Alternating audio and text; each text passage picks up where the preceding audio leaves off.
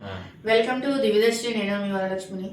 ఇప్పుడు Visakhapatnam Gopalapatnam Simhachalam depot electric బస్సుల పేరుతో ఆర్టీసీ ప్రైవేటీకరించే ప్రయత్నాలు జరుగుతున్నాయని ఆర్టీసీ ఉద్యోగ సంఘాలు తీవ్ర ఆందోళన వ్యక్తం చేస్తున్నారు.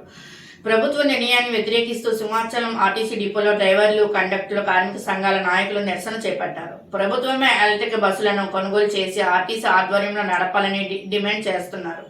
ప్రైవేటీకరణ వ్యతిరేకంగా ఉద్యోగులు దివ్యదర్శిని మీడియాతో ముఖాముఖి. ఈరోజు నా పేరు కేఎంఎస్ఎస్ స్వామి, జేఏసీ లీడర్.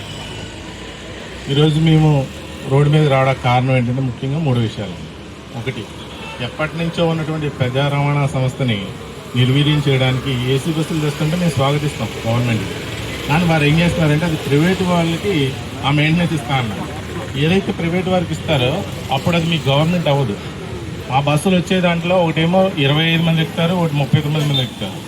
దాంట్లో ఎంతమందిని ఎక్కిస్తారు? ఎక్కించలేరు. మన బస్సులోనూ 60 కెపాసిటీ ఉన్నప్పటికీ కూడా 150 మంది వరకు తీసుకెళ్తాం. ఒక ప్రావీణ్యత కలిగిన వాళ్ళు, శిక్షణ కలిగిన వాళ్ళు మన సంస్థలో ఉంటారు. ఇక్కడ సొంత ఆస్తులు కలిగినటువంటి సంస్థ.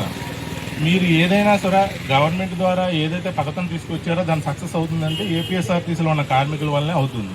కాబట్టి ఎవరికో ఇవ్వాల్సిన అవసరం లేదు. మేము ఆల్రెడీ జేఎన్ఎంఆర్ బస్సులు ఇంతవరకు మెయింటెనెన్స్ చేసాం. అవి 15-20 సంవత్సరాలు తిరిగిన తర్వాత ఇంతవరకు కూడా స్క్రాప్ చేసి వాటి ప్లేస్లో కొత్త బస్సులు రావాలి.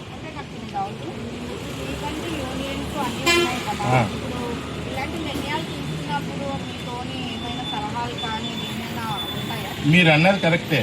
మేము 1/1/20 వరకు కూడా ఏపీఎస్ఆర్టీసీగా కొనసాగాం. అది ఒక సంస్థలో ఉన్నప్పుడు యూనియన్స్ అన్నీ ఏకతాటి మీదకి వచ్చి మేము బయటకు వచ్చి మా తాలూకా ఇబ్బంది ఏదైతే ఉందో దాన్ని వ్యక్తపరిస్తే మమ్మల్ని ఇది చేస్తూ బయటికి రాకుండా చేయడం వల్ల మాకు ఉన్నటువంటి బస్సులు ఇప్పుడు 10,700కి వచ్చేసినాయి.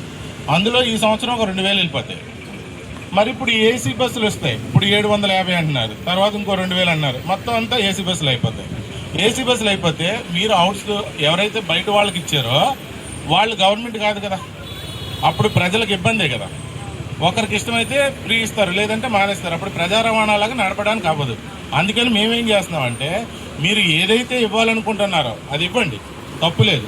కానీ దాన్ని ఏపీఎస్ఆర్టీసీ ద్వారానే ఇవ్వండి. ఇప్పుడు ఆ బస్సులు వస్తున్నాయి. ఆ బస్సులన్నీ ఎవరు నిర్వహిస్తారు? ఏపీఎస్ఆర్టీసీ నిర్వహించాలి. అట్లా కాకుండా ప్రైవేట్ వాళ్ళకి ఇవ్వడం ద్వారా వాళ్ళు బయట ఎక్కడో స్థలాలు ఇచ్చుకోవాలి. కానీ ఏపీఎస్ఆర్టీసీ స్థలాలని వాళ్ళు ఇన్ఫ్రాస్ట్రక్చర్కి కావాల్సినటువంటి మెటీరియల్ అంతా ఇస్తూ వాళ్ళకి అక్కడ ఉన్నటువంటి పవర్ స్టేషన్ తయారు చేసి ఇదంతా మరి డిపోనే కదా. అలాగే గుంటూరు 2 డిపో చేశారు, విద్యాధరపురం చేశారు, చిత్తూరులో చేశారు, గాజువాక, మన దగ్గర సింహపురి కాలనీ, ఇవన్నీ ఉన్నాయి. ఇవన్నీ కూడా చాలా వాల్యుబుల్ స్థలాలు. ఇప్పుడు మరి ఆ స్థలాలు వాళ్ళకి ఇచ్చినట్టయితే లీజుకి 99 సంవత్సరాలు ఎంతో, అప్పుడు ఇంక మన బస్సు అవ్వదు. ఒకటి. రెండోది ఏంటి, ప్రజా రవాణా ఎప్పుడైతే ఎన్ఎస్ఆర్టీడీ నుంచి స్టార్ట్ అయ్యిందో అది ఇప్పుడు అంతమైపోయే పరిస్థితి కనబడుతుంది. ఎందుకంటే ఇప్పుడున్న వాళ్ళకే చేస్తారో చేయరో కూడా తెలియని పరిస్థితి వస్తుంది. అప్పుడు పూర్తిగా కొలాప్స్ అయిపోద్ది, స్థలాలు పోతాయి. మనం ఏమంటున్నామంటే మీరు ఏదైతే స్త్రీశక్తి పథకం తీసుకొచ్చారో దాని ద్వారా మా ఇబ్బందులు ఉన్నప్పటికీ మీకు తెలియజేసినప్పటికీ కూడా అది మరింత విజయవంతం కావాలంటే 4,000 బస్సులు అర్జెంటుగా కావాలి. అవి మీరే కొంటారో లేదా మా దగ్గర ఉన్నటువంటి డిపోల ద్వారానే ఆదాయం తీసుకుని కొంటారో అది కొని మాకే నిర్వహణకి ఇచ్చినట్టయితే మీరు అనుకున్న పని అవుతుంది. ఇక్కడ రిక్రూట్మెంట్ కూడా 10,000 మందికి అవకాశం కల్పించేది అవుతుంది కదా.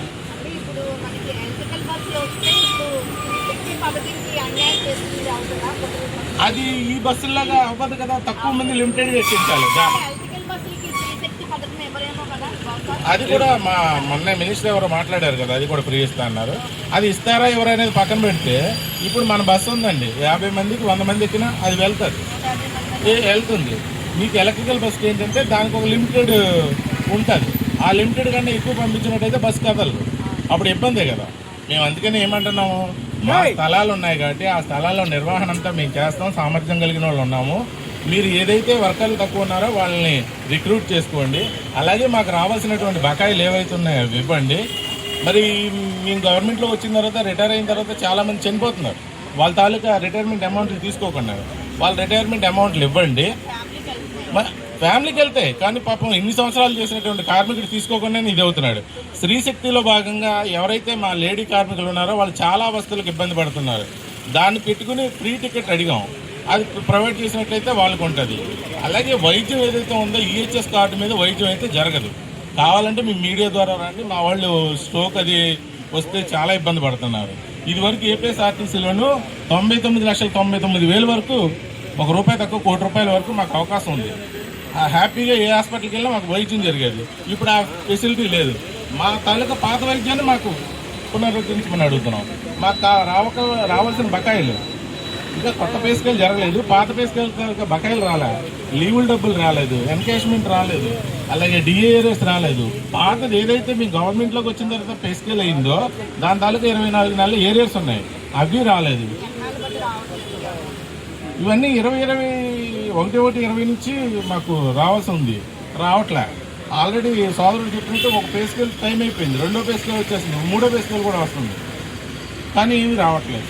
ఈ ఇబ్బందులన్నీ ఎదుర్కొంటున్నాం కాబట్టి మాకు తస్తరమే ఒక 4,000 కొత్త బస్సులు, మా తాలూకా పాత వైద్యం, మాకు రావాల్సిన బకాయిలు, అలాగే వచ్చే బస్సులు ఏదైతే ఎలక్ట్రికల్ ఉన్నాయో మా ద్వారానే నిర్వహించే విధంగా ఈ 4 పాయింట్ల గురించి మేము రోడ్డు ఎక్కాము.